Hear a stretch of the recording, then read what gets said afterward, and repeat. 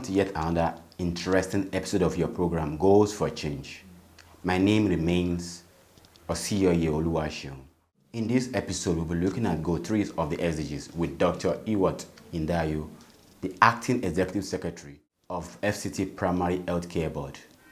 We will be right back.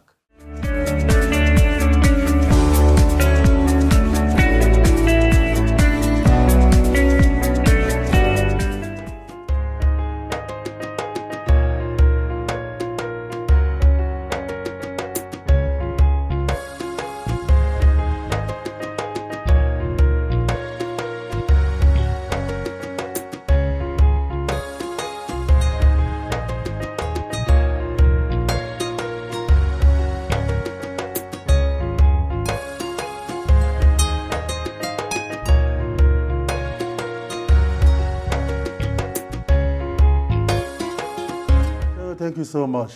You know me very well that I like to say things the way they are, and primary healthcare sector of health is a very critical sector. It did not start today.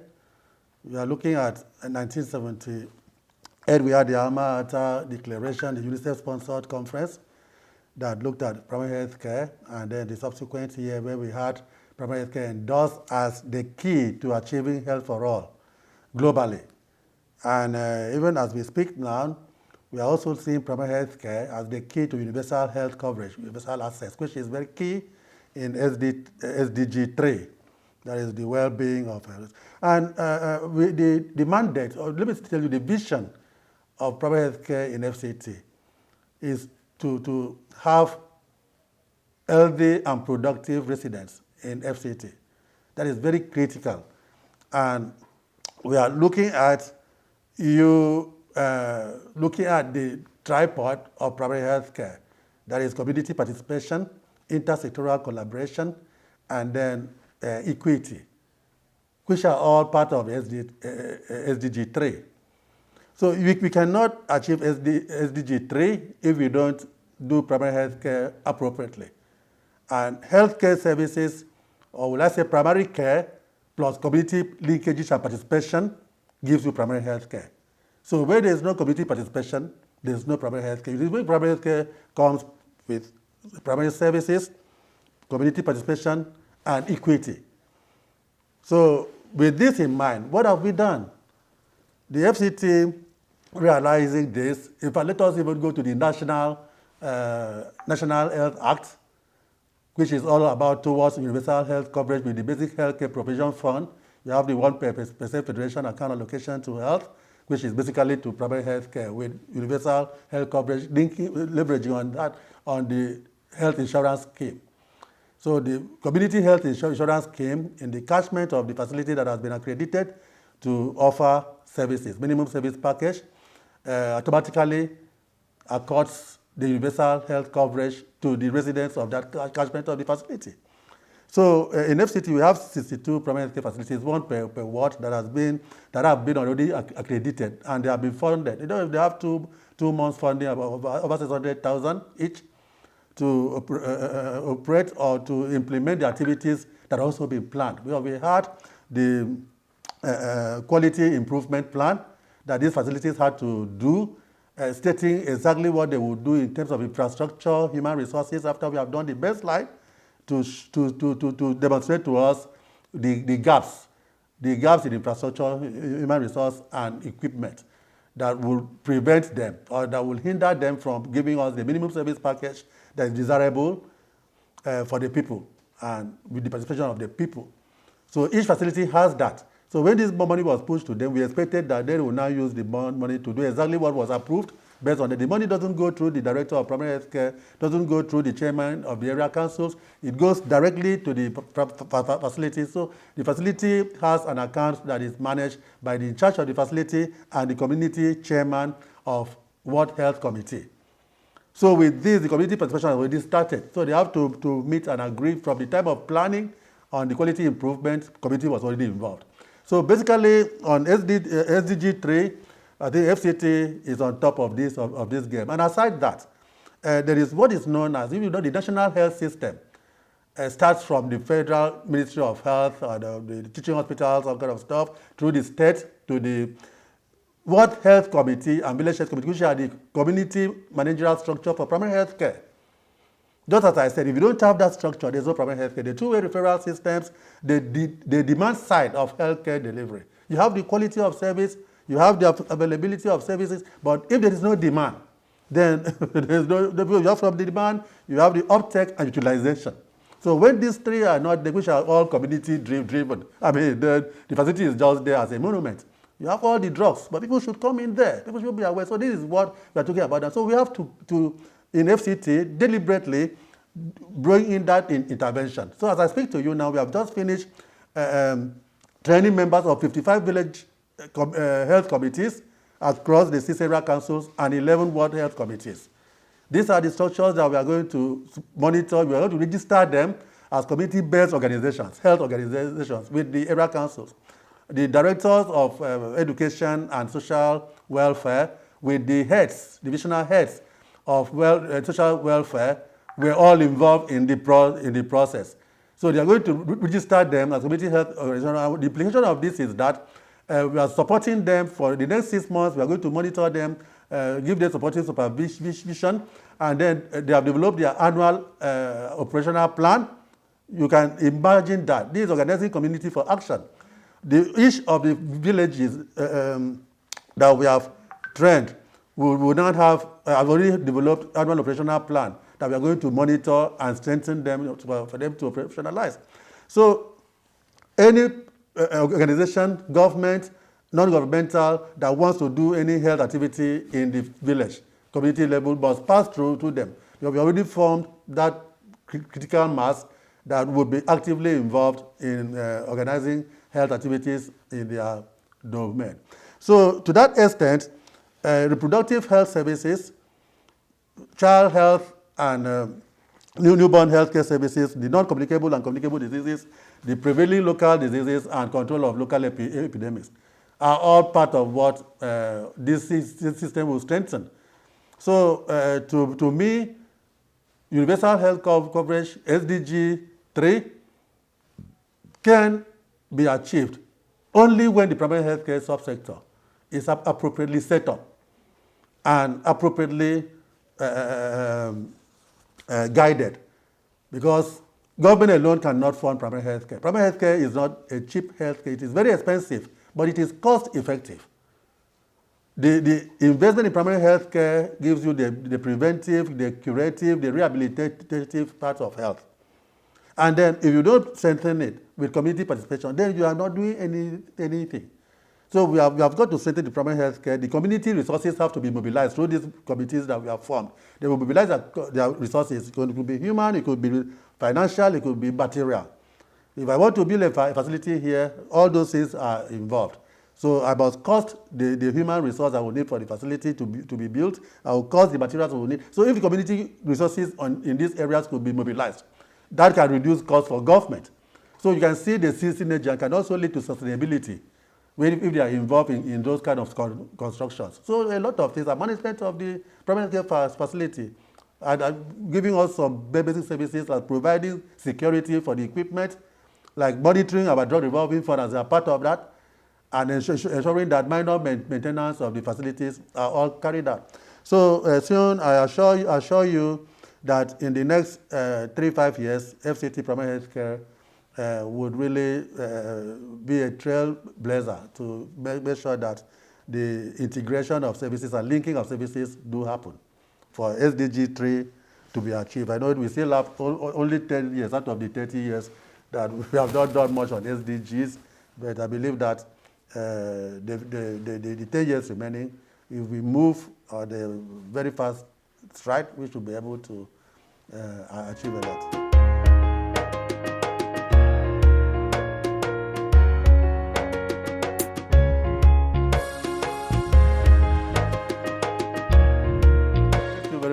Yeah, that is an important one.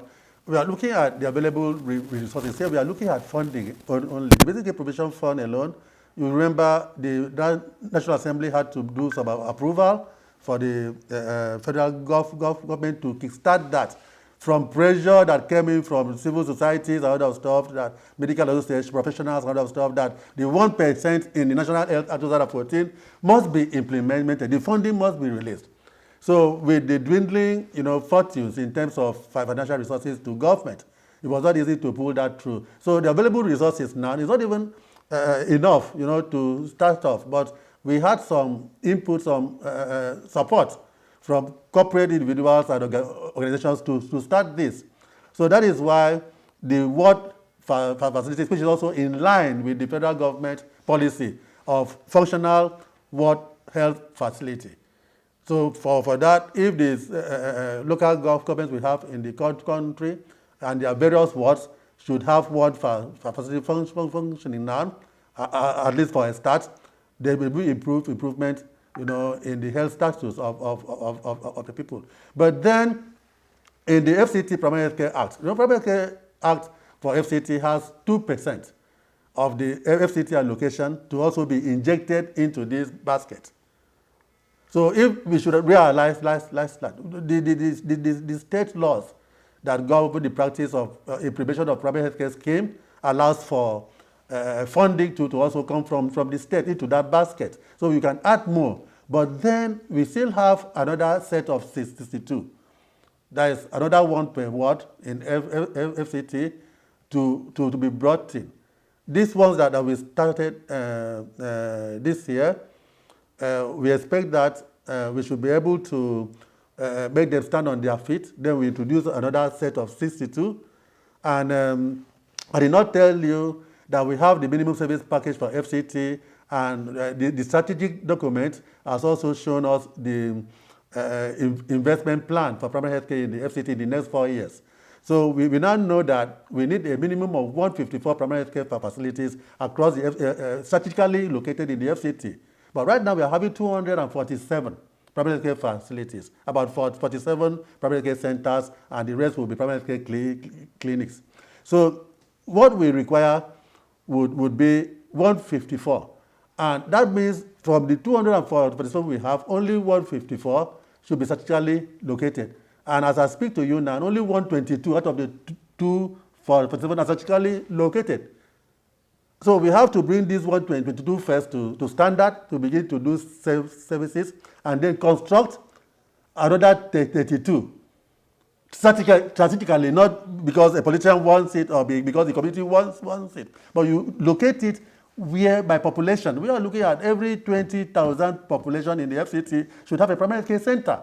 So if by the time you have talking about 80,000 population in a place, you are adding more primary care center. So instead of one primary care center per ward, you can have up to 2 or 3 based on the population, and that is where to go. Because we are talking about physical access here, and then making sure that the quality of service is guaranteed.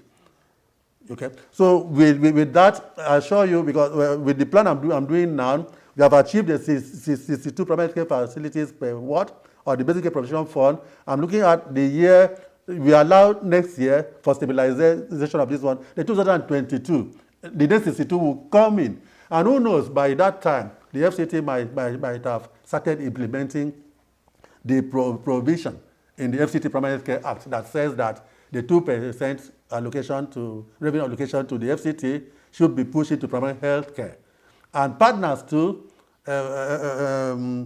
development partners, corporate individuals and organizations that want to key into our rejuvenation plan that have already been costed. There's a costed 3-year plan for infrastructure development for primary health care, about 107 primary health care facilities in FCT, up to about 8-point-something billion in the next 3 years. So we want to present this to the stakeholders. So if the stakeholders can buy in, for every year we have a particular number we want to take. So if they can buy it there, then the infrastructure decay and loss of inventory could be minimized. And FCT primary health care subsector would be looking up to provide services. But then look at it. Even when you have the facilities in place, all the drugs, all the manpower, everything is there, you can only achieve 40% of the primary health care package. The remaining 60% is with the community. There's a community structure that we are talking about now should be the one that will drive the process. 60%. So for some people shouting facility, yes, it's good to have facility. But then it is important that we also have the community aspect that will mobilize resources to assist government for sustainability, that will mobilize resources for two-way referrals, so that we make sure that the women that are vulnerable groups, they have access to health care. So it is not just building facilities out of stuff, but it's good that people understand that participation of individuals, families, and communities in the management of their own health, preventive measures, they are the bottom principle of the practice of primary health care anywhere in the world.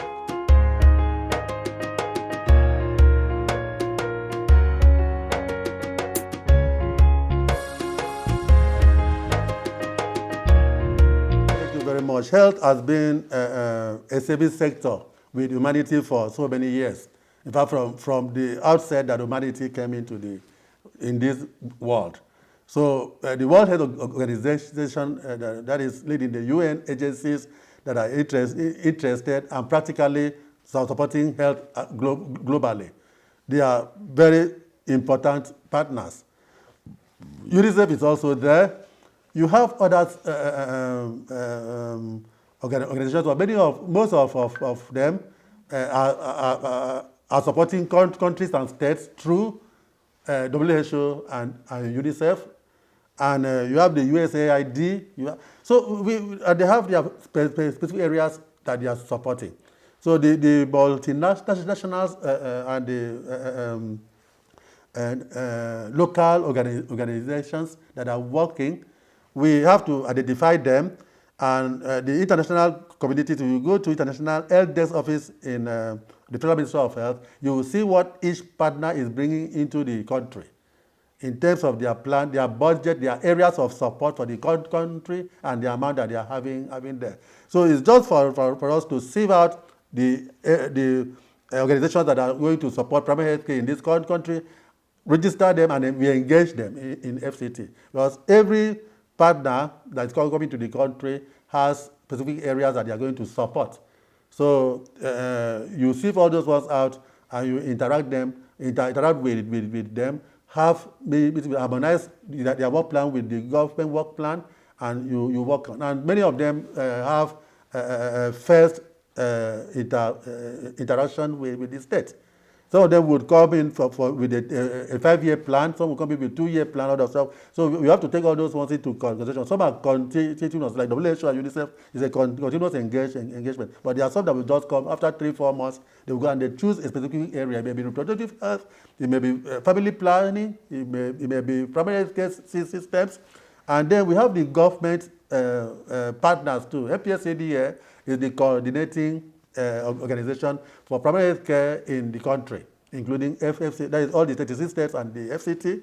And by you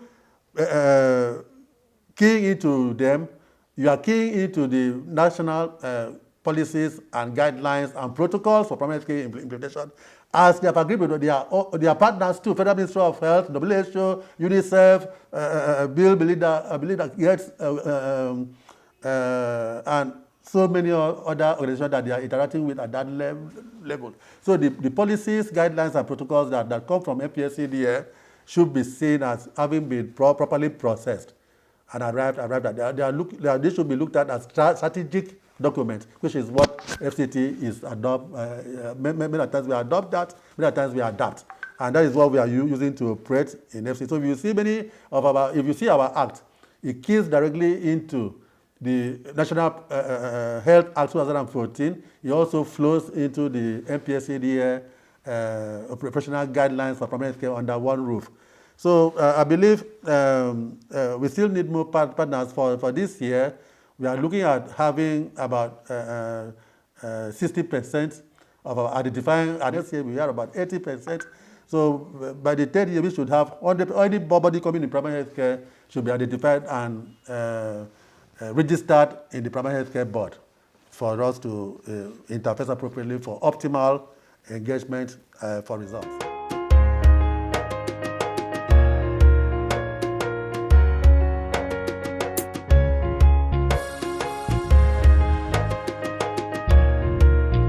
you very much. In 1978, there was inequality between and within countries. The Alma-Ata Declaration were just moved to address all those gaps within and between countries, equity, lack of equity in health services, access, a lot of stuff. So those situations are still there.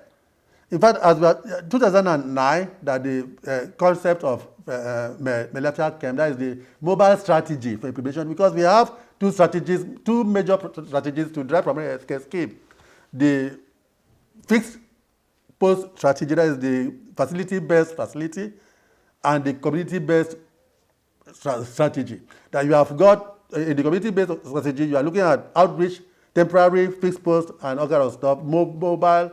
So we found out that policymakers are not interested in that one, because you don't build facilities, you just go in there, you do home visits, you look for people that are sick, you take services to people where people live. But when you come to the static, the facility base, that is where policymakers like, how many private care facilities have you built? How many have you equipped? How many staff have you done? So those are the ones that attract people, because they are tangible, people can see. And that do not give you, those do not give you access. So you have got to stimulate the demand side, and sustainability structures have to be put in place. So that was why the Melafia came. That when we realized that the facility base was being overemphasized, people abandoned the community. So there were so many underserved communities. In FCT alone, we were looking at 98% of the communities living below $2 a day, as was done from the total community survey by the MDG PSU in 2008. And based on that, we were able to develop, our thoughts into strategies that we will be able to improve access, increase access using the mobile strategy for implementing primary health care, and deploying ICT where access could be expanded and deepened. So by so doing, we were able to demonstrate to government not only the benefits of partnership, but also how to save cost. We were spending about 80% less of what government was spending to take care of a patient, of a client. So when a program that is giving you free services is saving this huge amount of money for government, so it is really cost effective. We were able to demonstrate that. And of course, you know what happened, how we subsequently had to win the UN award. So basically, what we did in Lafia at that time, there was no board, there was no primary health care board for FCT, there was no managerial leadership and governance structure for primary health care in FCT at this level of responsibility. So that was why Lafia could do that, to coordinate and quickly, as a task team, they deliver services where they were needed, improve access, and then impact on maternal and child health services, and well status of children and women. So right now, after the Lafia, what next? Remember that the Lafia brought in the community-based insurance scheme. Lafia also brought in the e-health policy for the FCT. And all this is, the e-health policy for FCT has already been endorsed by the ESCO, FCT ESCO. Community-based insurance scheme is expected to be driven initially by the formal sector. That is the FCT health insurance scheme that is taking care of the ministry or the secretariats, agencies, and departments.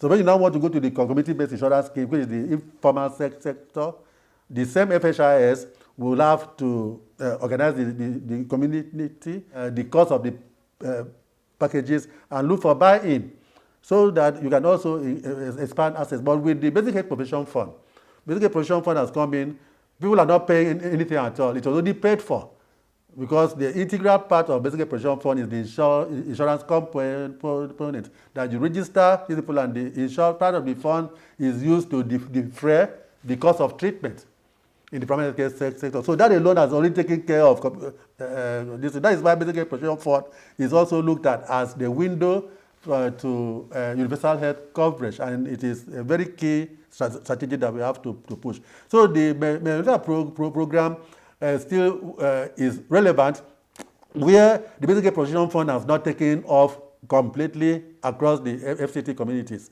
And we are looking at the ministerial policies of free antenatal care and free under 5 services that could be articulated and harmonized and keyed into the Lafia concept, so that you have the mobile team of a doctor, laboratory scientist or technician, a medical recorder, community health extension worker, midwife, experienced midwife, and extension worker going out there as a health team to a community that their services are also linked to the national health information system, so that all the data they are capturing would go through this. So we can now have like a modified or integrated Lafia, where all the ministerial policies in FCT on free antenatal care and free under 5 care would then come into the Lafia concept and could also be rolled out as a directorate.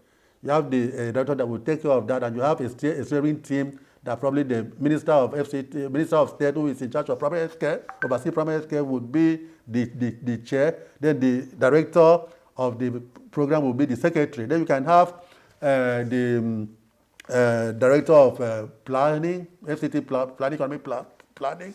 You have a director of treasury and all those kind of people from admin orders of being members. ES of primary health care, and then the general manager of HMB coming in there with the secretary to health and human services secretariat as part of that team. So the steering committee would then drive this. You have the M&E, you have the operations. So you set it up, and then it would now be rendering services to those underserved communities that are already known, that are not reached by the, it's a stopgap thing. So as the basic care provision fund is advancing, this one is shrinking. So the ministerial policy on free antenatal care and free under 5 would not be lost suddenly because of basic care provision fund. So as the communities are benefiting from basic care provision fund, this integrated Lafia is pulling out. So at the end of the day, you now see zero need for the Lafia. It has wound down and become part of the primary health care board, where when necessary, it could be used as a tax scheme approach to reach the Rugas, to reach the IDP camps. We have IDP camps. Those are the kind of things that we can be doing with that form. So I believe that the Lafia coming in as integrated Lafia program is desirable in FCT as at this time.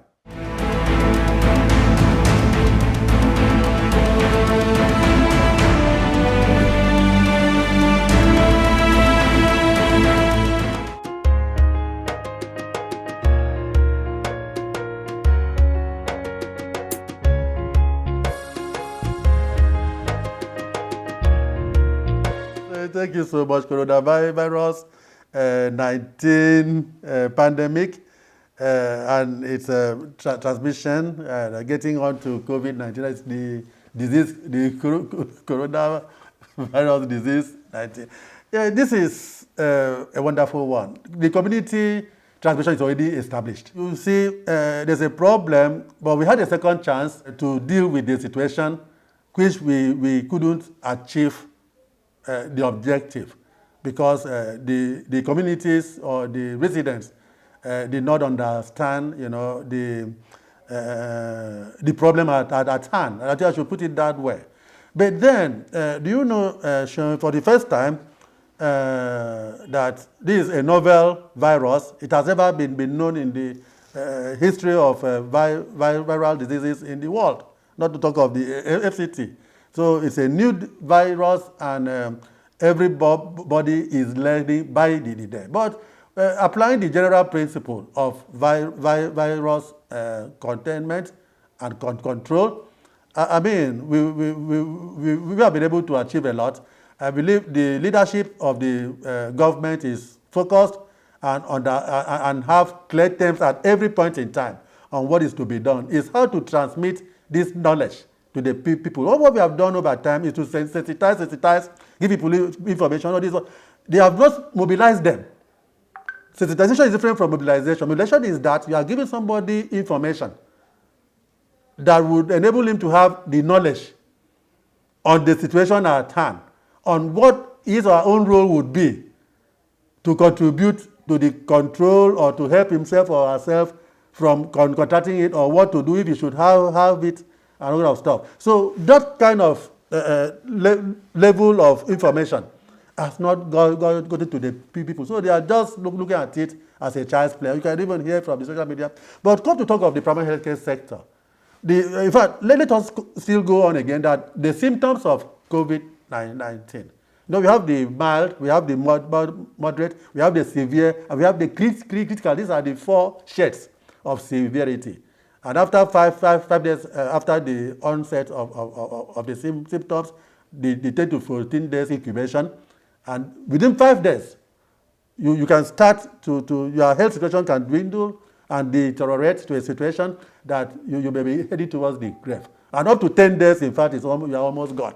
So now, symptoms of the early stages, catarrh, difficulty in breathing, it's a common thing that people will really rush to primary health care facility. They may not want to go to teaching hospital. They may not want to go to primary care facility. Oh, I have I have fever. They start treating for malaria. And as you are aware, it is only now that infection prevention and control has been brought into force. Look at us wearing face masks, wearing gloves, all that stuff. This is what is supposed to happen in the health facility every day. You use one glove for one client every day, whether there's COVID or not. We ignore these health facilities, general hospitals, teaching hospitals, everywhere they ignore it. But now they are bringing it up. It looks like a new thing. People are looking at it as if it is new. It is because of the virus. This is infection prevention and control is expected to be on all the time. So if we had been doing that, when this virus came or this kind of situation arose, we did not need to even stress ourselves much. We would just flow into it, and health personnel will not be infected. And you cannot go to the hospital or clinic to pick it up, because we want to prevent clients to staff to personnel transmission, personnel to personnel transmission, personnel to client transmission. You form that and you are very safe. So for primary health care, we have the national protocol, guidelines and protocol on preparedness and response to primary health care and community preparedness and response to COVID-19. We have that. And we have had the national TOT, where 36 states and FCT key personnel were trained by the national. That was a virtual meeting for 3 to 4 days. And we had the state level, that is the 36 states now, and the FCT. We had the state level training of the trainers, where key officers from the area councils or local government and the FCT primary care board, they were also trained, and the state M&E officer. Then we also had the area council or local government level training, where the in charges of primary care facilities and one other staff. So you have to have two personnel from a facility, including the private. In the FCT, we trained about 1,014 personnel from both private and this, from 507 facilities in the FCT. So these people now, they are going to provide these services. They were taught on infection prevention control, from how to set up the primary care facility or their workplace with the client flow. How people would come, the tracking. We're going to put people there, the temperature, the non-contact digital infrared thermometry, the respiratory and hand hygiene practices, how it will be done, and how people will be seated 2 meters apart.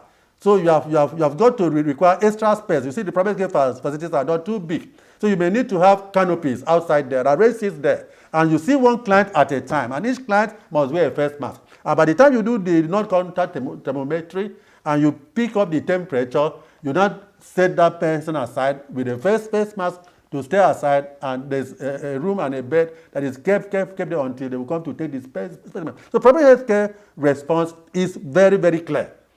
Very, very clear. And as I speak to you now, you might have heard the Presidential Task Force briefing some days back, talking about community support center. Community support center to be set up at the community level will be driven by primary health care. What it simply means is that immediately you detect this kind of case, there's a suspected case, it is moved into that place. where there's a bed, a mattress are well ventilated and kept very safe for people that are suspected to be kept. FCT, Kano, and Lagos are in the first stage that will be supported by federal government to drive this. I think 2 days ago we had a virtual meeting that was chaired by the ED, National Primary Care Development Agency, all the 36 states secretaries of primary health care, including the FCT. We were all on that meeting, and we are now very clear about the practicality of this. But we are also looking at it that let all the states, because it's not that a state is not having plenty cases that you are saying that they shouldn't have. All the states should begin to think of the community support centers. You can create that and keep pending. Anything can happen. With community transmission already established, there's nowhere you would say that the state is completely free. So, but for Lagos, Canada, the 3 frontline most affected states by number, we have to begin to. And remember that the testing is not optimal yet. We are still testing based on symptoms. We want to test people that walk into this place, and we have the slight test suspicion. You should test that one. The waiting time for that test result to come out should also be taken care of, because it's supposed to be 6 hours, within 6 hours or 6 hours and a little more, that you should have the result. We will say people wait for about a week, wait for 3 to 4 results. And when the result is out, because it's not just the testing. The result is out. What do you do after the result is out? If somebody is positive, it's even more critical. Because if you don't take this man that is positive, don't take this woman that is positive, and take care of him or her, then the community transmission would be enhanced. Because when this person is left at home, particularly those that are showing symptoms, it is very bad. And asymptomatic clients too, that you are letting them move around because they are strong, they can eat, they are doing this thing, they are also transmitting. So the complicity of a situation is really, so it's only good that it is not sensitization we need now, is to give the communities, the individuals, the families, appropriate information to bring up their understanding of the situation at hand, so that they will begin to take responsibilities. They know their roles and responsibilities are very clear, and they take it up and make sure that they prevent the spread of this virus.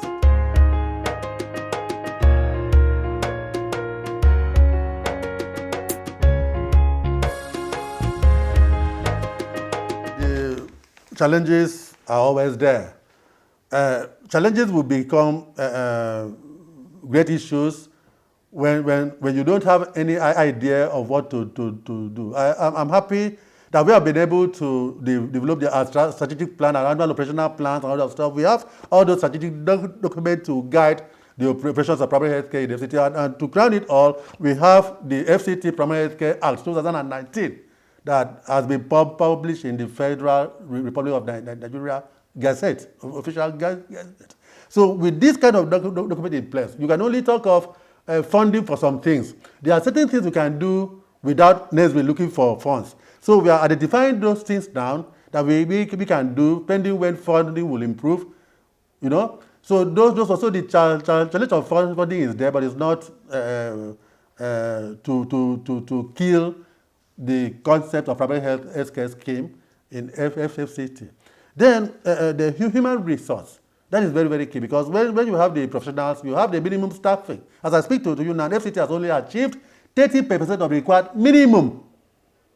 We have 247 primary care facilities. When we're looking at it, that we are having minimum staffing for primary care clinic, you need 2 community health extension workers, 4 junior community health extension workers, 2 midwives.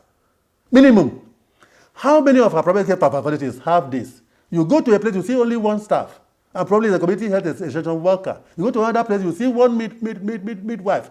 But I've listed those ones that we require minimum. So we have only achieved 30% of the minimum required in FCT. It's a great challenge. And the problem is that many of our managers are looking at it that the health salary structure is too big, the resources, financial resources, too small, that by the time you pay 2 or 3 health workers, the money is no more there. They cannot do projects, they cannot do programs. So that is really important on health. And WHO saying that volunteering in healthcare services, formal healthcare services, should not be allowed. It makes sense. I am on level 8. I'm taking almost 200,000 a month. Then you bring somebody with the same qualification with me as a volunteer in the same place that is taking 50,000 a month. You see that they can never be, there is corruption already.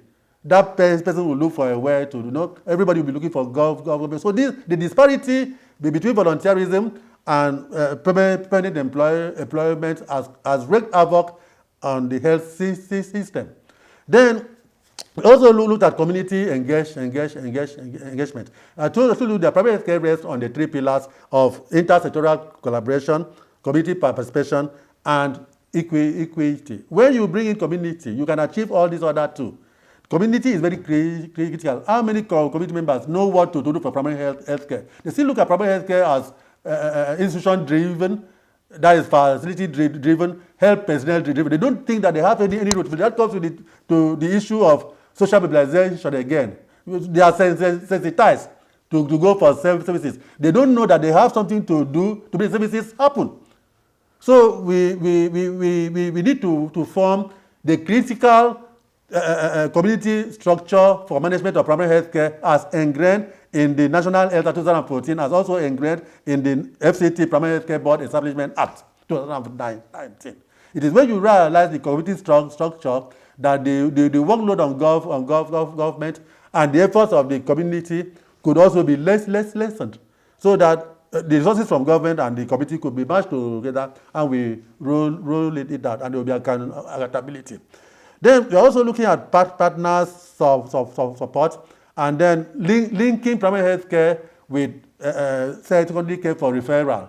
Many secondary care, they are looking at primary health care as a separate, but they are all linked for seamlessness, because we need to refer from the primary to secondary. So the in charge of the secondary, the medical director of the secondary healthcare facility, should be part of the primary healthcare system and be attending the after all, the catchment of the general hospital is also in the community.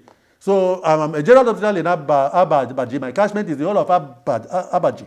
So each facility working there should refer to me as the secondary, as the next level of care. So if I'm not part of the team, then there will be chaos. People would just be confused, and will be pressure and stress on one side, while the other side has no job at all. So that integration and seamlessness in care across the levels of facilities is also an issue.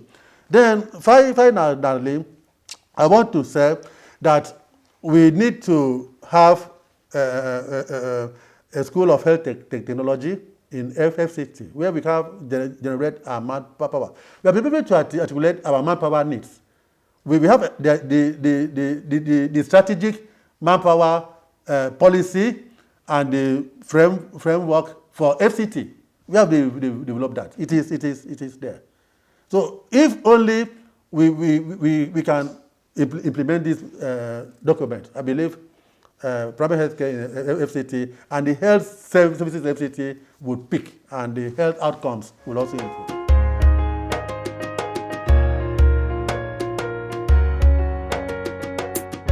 SDGs, MDGs, they are all derived from primary health care. If you go back, Google the Ata the Declaration of Primary Health Care in 1978, it's a social movement where you have appropriate technology, universal health coverage, mobilization of pooling of resources, equitable distribution of resources, environmental issues, everything. They are in primary health care. So that is why primary health care is critical. It is only when you have developed primary health care, the way I've just elaborated, that the SDGs could even be achieved in five years. Because it is all about social medical movement, where individual, families, communities are all aware and have the knowledge of what they can do to improve their health situation. And I thank God that the National Health Act, it has taken the country how many years to have a law driving health care. Many years, tens of years, but now we have a law. And that law has given power to clients, to the citizens, to sue. If I access health care, there are some responsibilities I have as a client, and there are some responsibilities by the health worker. And if there's a breach, you can sue. But our people are not enlightened on that. They are still looking at healthcare as if somebody dies now. Oh, it's the work of God. So we want people to actively be involved in their healthcare situation, which is not happening. You go to the developed world, some of them, you see many people are already conscious of their health situation, and they ask questions. But in Nigeria, nobody asks questions. Something happens and they say that is the wish of God. Oh, it's God has done that. But I want people to move out of that point. I was telling people, apart from the Basic Healthcare Provision Fund in the National Health Act, all other provisions in that act are to be implemented by the people. So people should come out and let the health sector boom. And by the time you get that linkage, primary health care, secondary care, tertiary care, within 5 years, you should be able to address all the components of SDGs 3. And possibly more, because it also has to do with poverty. You have to bring people out of poverty, economic empowerment, because health is not just the absence of diseases. You're talking about the mental health, you're talking about the social health, okay? So people have to have the balance of physical, mental, and social.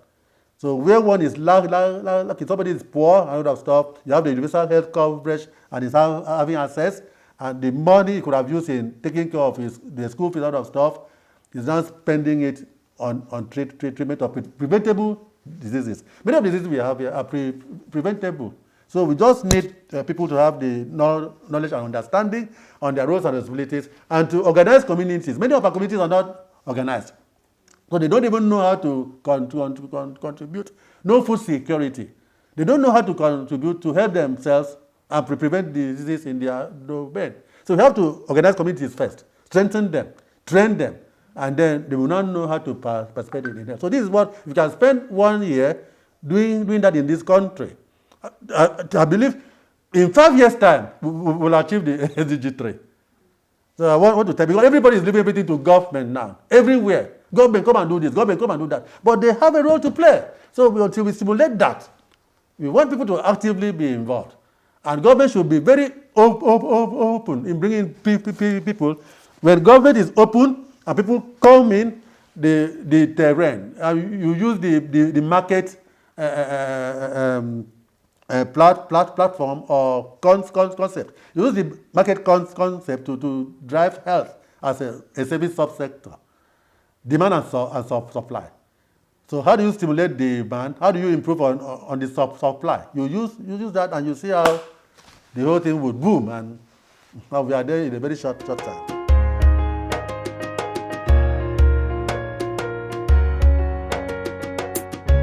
Viewers, I'm very happy for your time. I believe that I've been able to give you some information, probably beyond average information, that will enable you to think twice on your roles and responsibilities when it comes to your personal health, your family health, and your community health. So if I've done that, then you'll be glad to know that you have been talking, that the person that's been talking with you or communicating to you is Dr. Ndaeyo Iwot. I'm the Acting Executive Secretary, FCT Primary Healthcare Board. And I appreciate you. Let us join our hands together. Let us remove boundaries. Let us remove all things that are, cause bridges to be built, so that we can join our hands together and have seamless healthcare services and access in this country. And by so doing, the SDG 3 could still be attained even within the 10 years that we are having with us at hand now. So thank you so much, and may God bless you.